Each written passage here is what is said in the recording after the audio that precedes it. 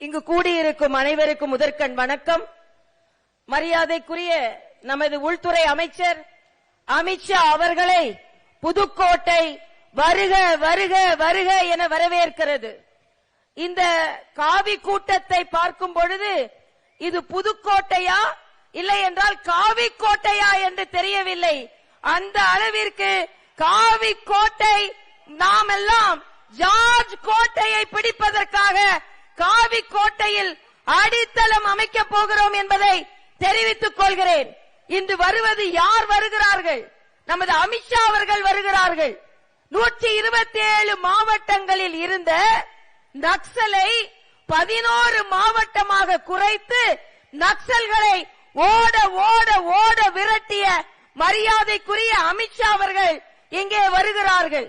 ஏற்கனவே சொன்னதை போல இது காவி கோட்டை. நாம் செங்கோட்டையில் இருந்து ஜார்ஜ் கோட்டைக்கு மரியாதைக்குரிய முதலமைச்சர் அவர்கள் சொல்கிறார்கள் 2.0 என்று சொல்கிறார்கள். இல்லை, இரண்டாவது முறை திராவிட முன்னேற்ற கழகத்தை ஓட ஓட விரட்டப் போகின்ற கூட்டம் இந்த கூட்டம் என்பதை தெரிவித்துக் கொள்கிறேன். ஏனென்றால் இன்று நமது பாரதிய பிரதமர் அவர்கள் நல்லாட்சி செய்து கொண்டிருக்கிறார்கள். இங்கே மரியாதைக்குரிய முதலமைச்சர் சொல்கிறார், அவரது திட்டங்களை பற்றி சொன்னால் அவருக்கு மூச்சு வாங்குகிறதாம். நான் தமிழகத்தில் என்ன நடக்கிறது என்று சொல்கிறேன். கல்லூரி பேராசிரியர்கள் பதவி உயர்வு கேட்டு போராட்டம், தொழிற்கல்வி ஆசிரியர்கள் ஊதிய உயர்வு கேட்டு போராட்டம், இளநிலை ஆசிரியர்கள் ஊதியம் கேட்டு போராட்டம், மருத்துவர்கள் தொழில்நுட்ப பணியாளர்கள் ஊதிய பாக்கி கேட்டு போராட்டம், எய்ட்ஸ் கட்டுப்பாடு ஊழியர்கள் ஊதியம் கேட்டு போராட்டம், செவிலியர்கள் பணிச்சுமை அதிகரிப்பு கேட்டு போராட்டம், அங்கன்வாடி பணியாளர்கள் ஓய்வூதியம் கேட்டு போராட்டம், சத்துணவு பணியாளர்கள் உரிமை மறுக்கப்பட்டு போராட்டம், தூய்மை பணியாளர்கள் பணி நிரந்தர போராட்டம், நெடுஞ்சாலை பணியாளர்கள் போராட்டம். ஆக இப்படி வாழ்க்கையே போராட்டமாகிக் கொண்டிருக்கும் பொழுது ஸ்டாலின் அவர்களே, எப்படி திமுக 2.0 மாறும்? 2.0 இல்ல, உங்களை ஓட ஓட விரட்டுவார்கள். ஏனென்றால் இன்று கூட பார்த்தீர்கள் என்றால் ஒரு சட்டமன்ற உறுப்பினர் கோயிலுக்கு போகும் பொழுது அவர் விரட்டி அடிக்கப்பட்டிருக்கிறார். சேகர் பாபு விரட்டி அடிக்கப்பட்டார். நான் இன்று ஒரு சவால் விட்டேன். மரியாதைக்குரிய சேகர் பாபு அவர்களே, 3000 கோயில்களுக்கு குடமுழுக்கு செய்தேன் என்று சொல்கிறீர்களே, ஒரு குடமுழுக்குவிற்காவது முதலமைச்சர் அவர்கள் வந்திருக்கிறார்களா என்று கேட்கிறேன். ஆக முதலமைச்சர் வரமாட்டார். மத சார்பில்லாதவர்கள் என்றால் அது பாரதிய ஜனதா கட்சியை சார்ந்தவர்கள் தான்.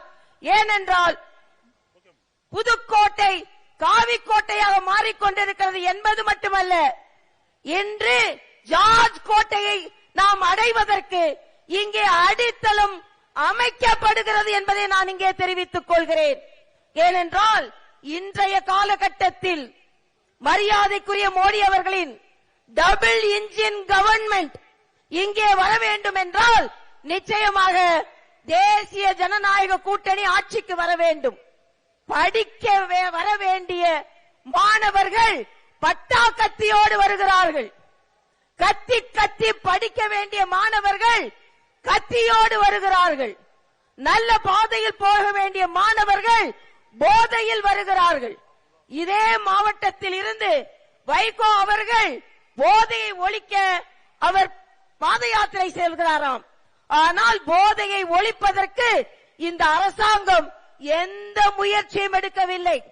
ஆனால் பேசிக் கொண்டிருக்கிறார்கள், நாடகமாடிக் கொண்டிருக்கிறார்கள்.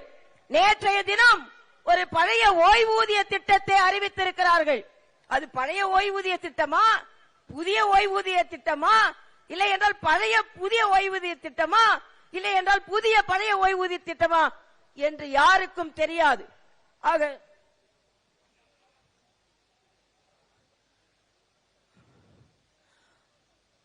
அதனால் இன்று சொல்கிறேன், தமிழகத்தில் தேசிய ஜனநாயக கூட்டணி வந்தால் மட்டுமே பெண்கள் பாதுகாப்பாக இருக்க முடியும், மாணவர்கள் பாதுகாப்பாக இருக்க முடியும், படிப்பவர்கள் பாதுகாப்பாக இருக்க முடியும்.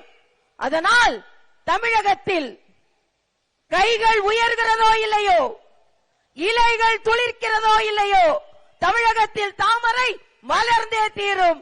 தமிழகத்தில் தாமரை மலர்ந்தே தீரும். தமிழகத்தில் தாமரை மலர்ந்தே தீரும். ஸ்டாலின் கேட்கிறார், எத்தனை அமித்ஷாக்கள் வந்தாலும் எங்களை ஒன்றும் சொல்ல முடியாது, செய்ய முடியாது என்கிறார். ஸ்டாலின் அவர்களே, சரித்திரத்தை புரட்டி பாருங்கள். இதற்கு முன்னால் கே ஷா தான் உங்களை வீட்டிற்கு அனுப்பினார். அதே போல இந்த அமித்ஷா திமுகவை வீட்டிற்கு அனுப்புவார் என்று சொல்லி இரட்டை இலையோடு தாமரை மலர்ந்தே தீரும் என்று கூறி விடைபெறுகிறேன். நன்றி, வணக்கம். அதற்கு அடுத்தபடியாக குமரி தந்த சிங்கம் பாரதிய ஜனதா கட்சியினுடைய முன்னாள் மாநில தலைவர், முன்னாள் மத்திய அமைச்சர் திரு பொன் ராதாகிருஷ்ணன் அவர்கள் தற்பொழுது உரையாற்றுவார்கள்.